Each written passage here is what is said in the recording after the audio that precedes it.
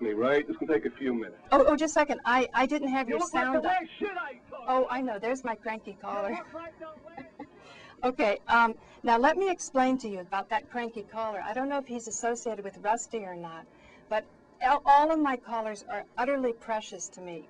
And the cranky ones, they have something that they need to say, and we need to hear it, because if we can't hear it and we can't make that connection, we're not really a democracy where all are heard.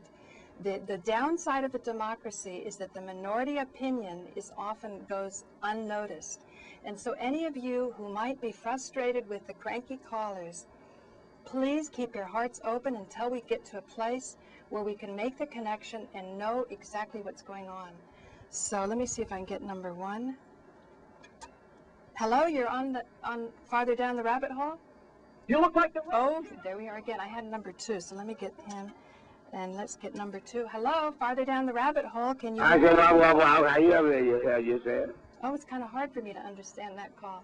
Anyhow, what I was saying is we don't need to stay only towards stuff that praises us and makes us feel good, or hang out in those groups that everybody agrees what we're thinking is the most important. And the reason we don't want to do that is that because that becomes cultish. And it's more exciting that if we have a truth, a passion, and a faith inside us that excites us, then we want to go out and share it in the widest possible way. And this whole idea of witnessing and sharing is something that's very tricky. And I think I'd like to pause at this moment. I have about 10 minutes left in the show and tell you a true story. And that was when I was on a camping trip, and I was sleeping with some friends of mine, and they were friends in our little Greek community.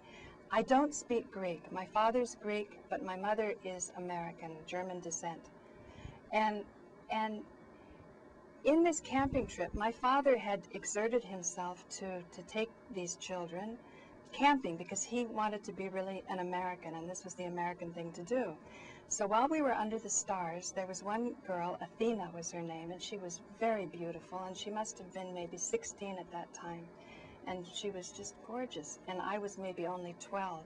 And so I had huge admiration for Athena, and she was going to a Catholic school, because the idea of a Catholic school was that, you know, you'd get a nice, you know, you'd be protected well in the schools, and you didn't have to go through a lot of the trauma of the public schools. So she started to tell me about Jesus. And because my father was Greek Orthodox and my mother was Catholic, they were married in both churches, and we were promised the children would be brought up Catholic and Greek Orthodox, depending on which church they were in. So since it was tricky to bring us up both ways, they sort of threw their hands in the air and said, well, you guys figure it out yourself. So my grandparents would take me to Catholic services during the summers.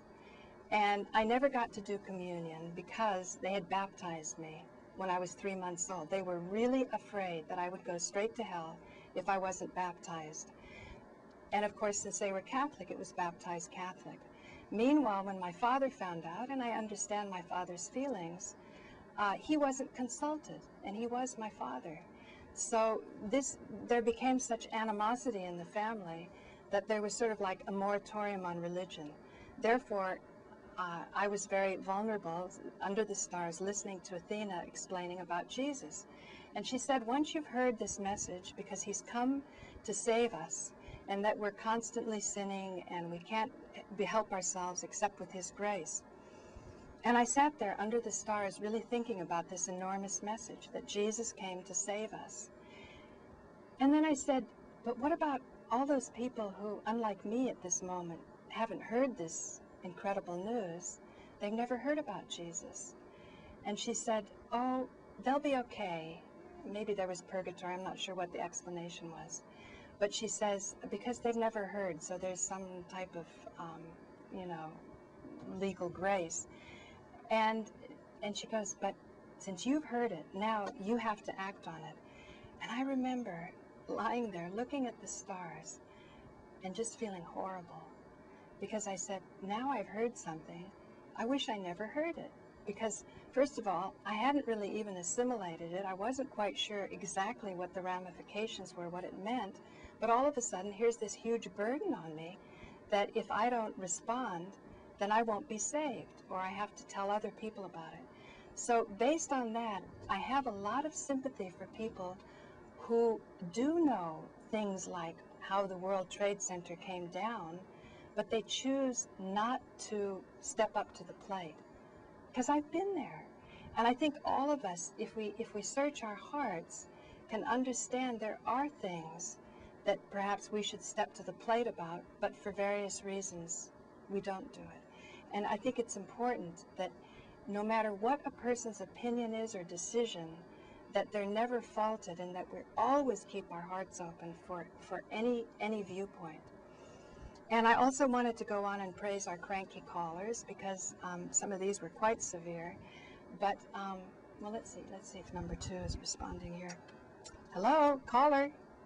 Close your mouth. Oh, still kind of lively. But you see, this is coming on so strong, and I don't have a screening process, but what Webster Tarpley was saying, that we do need to use the screening process. He was talking about getting rid of the offensive callers. And last week I had an interesting dialogue with Rusty, where he seemed to be apologizing, saying that he had offended me or my guests. And actually, that's completely not true. I don't think he offended us.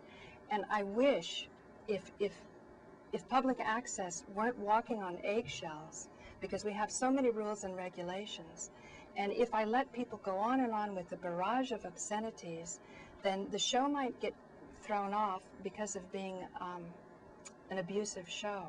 Whereas actually what I want to do is help the people empty themselves, empathize. It's sort of an emptying process by listening to what they have to say.